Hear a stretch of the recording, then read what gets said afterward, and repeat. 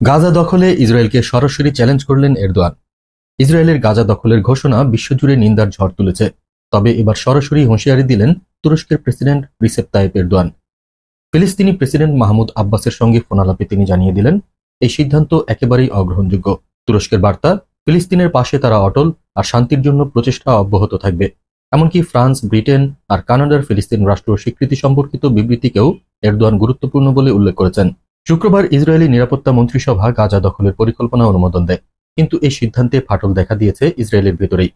সেনাপ্রধান ইয়াল জামির সতর্ক করে বলেছেন, এটা সেনাবাহিনীর জন্য ফাঁদ।